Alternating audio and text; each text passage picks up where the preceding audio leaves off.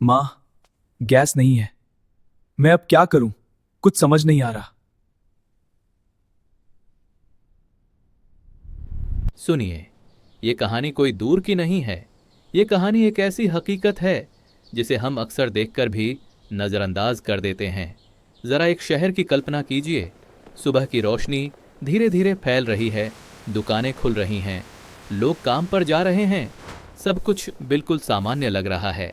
लेकिन इस सामान्यता के पीछे छिपा है एक अदृश्य संकट। हजारों घरों में चूल्हा नहीं जल रहा। हाँ, चावल है, दाल है, लेकिन आग नहीं है।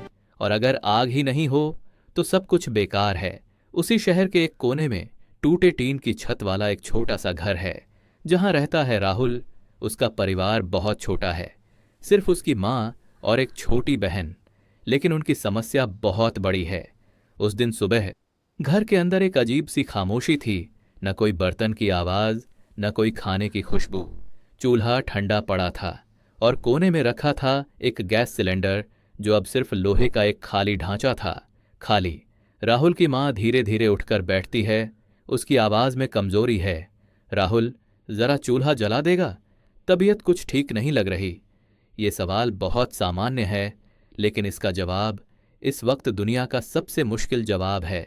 राहुल बस देखता रहता है। उसकी आंखों में बेबसी है, जिसे वो छुपाना चाहता है, लेकिन छुपा नहीं पाता। वो धीरे से कहता है, माँ, गैस नहीं है।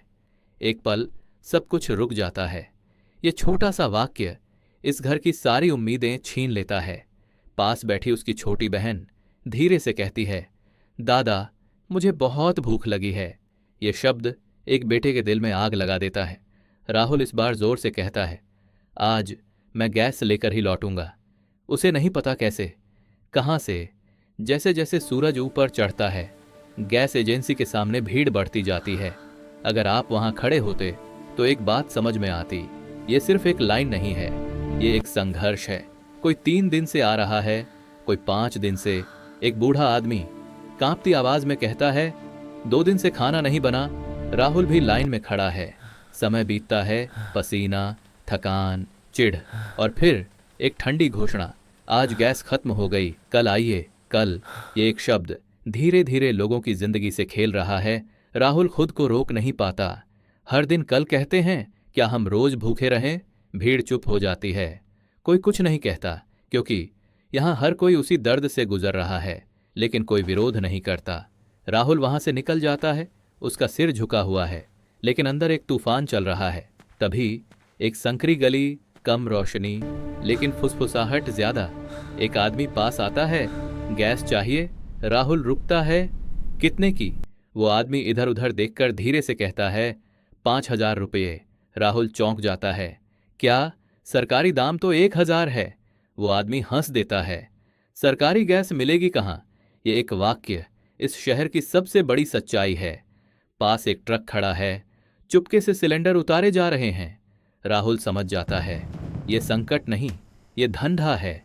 लोगों की भूख किसी के मुनाफे का जरिया बन गई है। रात हो जाती है। राहुल खाली हाथ घर लौटता है। अगर आप उस घर में होते तो समझ जाते भूख कितनी खामोश होती है। माँ कुछ नहीं कहती, क्योंकि उसे पता है उसका बेटा कोशिश कर चुका है। बहन भूखे पेट सो जाती है और राहुल बाहर बैठकर आसमान की ओर देखता है।